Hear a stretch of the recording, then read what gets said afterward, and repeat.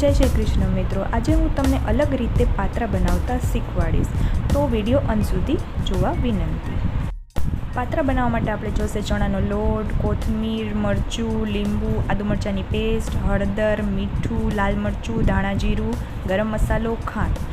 तो चालो हवे आपणे शरू करीए। तो एक बाउलमां चणानो लोट, तेमां आदुनी पेस्ट, लीला मरचां, थोड़ी कोथमीर नाखी दઈએ। तेमां आपणे स्वाद अनुसार निमक, थोड़ी चपटी हळदर, थोड़ू लाल मरचुं पाउडर, थोड़ू गरम मसालो,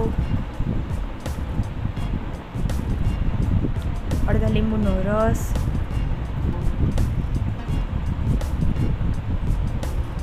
અને ગુજરાતી લોકોની ફેવરેટ થોડી ખાંડ।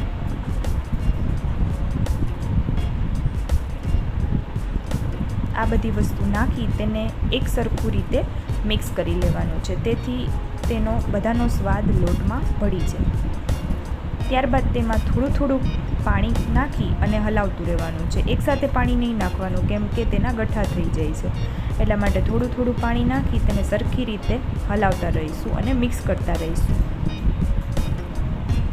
વરસાદની સિઝનમાં આ પાત્રા ખાવા બહુ સારા લાગે છે। ત્યારબાદ એ એકરસ થઈ જાય ત્યારબાદ તેને થોડું ઢાંકીને થોડીવાર માટે રેસ્ટ આપી દેવાનું। ત્યારબાદ આ માર્કેટમાં ઉપલબ્ધ છે અળવીના પાન।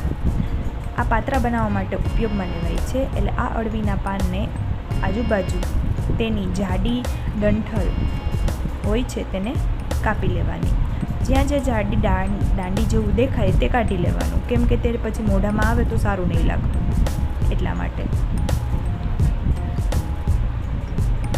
તેવી જ રીતે બધા પાંદની જે જે જાડી ડંઠલ હોય છે તે કાઢી લેવાની।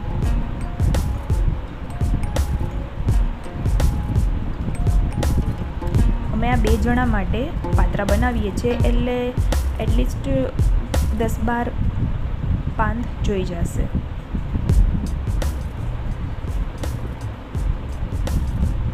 ત્યારબાદ તેને એક પાન લેવાનું। ત્યારબાદ તેમાં જે આપણે ચણાના લોટની જે સ્લરી કરેલી છે તે આપણે બધામાં એકસરખી રીતે ચોપડી દેવાનું છે।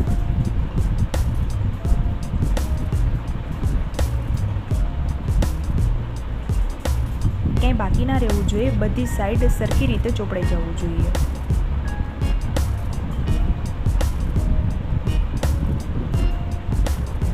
ત્યારબાદ તેમાં બીજું પાંદ ઉલટી દિશામાં મૂકવાનું છે।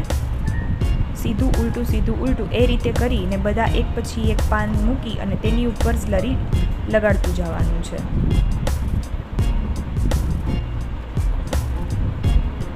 એવી જ રીતે તેમાં 7-8 પાન જેટલા એવી રીતે ઉલટું સીધું કરી અને મૂકી દેવાનું છે। ત્યારબાદ તેને રોલ વાળવાનો છે। રોલ એ રીતે વાળવાનો કે તે લીક ના થાય અને થોડો ટાઈટ રીતે વાળવાનો છે, કેમ કે બાફવા સમયે તે બારે તેની સ્લરી નીકળી ના જાય એટલા માટે।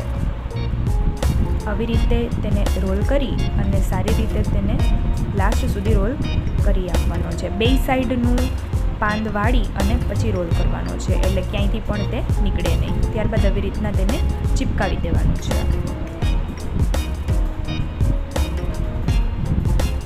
એવી જ રીતે બધા રોલ કરી લેવાના છે। ત્યારબાદ ઢોકરિયામાં પાણી મૂકી તેને થોડું ગરમ કરી અને તેમાં મૂકી દેવાનું છે। 10-15 મિનિટ માટે તેને બાફવાનું છે। ત્યારબાદ તે બફાઈ જાય એટલે તેને બારે થોડીવાર ઠંડા કરી દેવાના છે।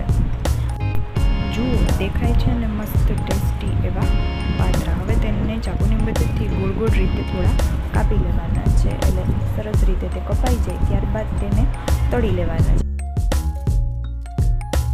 2 પ્રકારે પાત્રા થાય છે, એક તો વઘારીને અને તળીને। આજે હું તળીશ।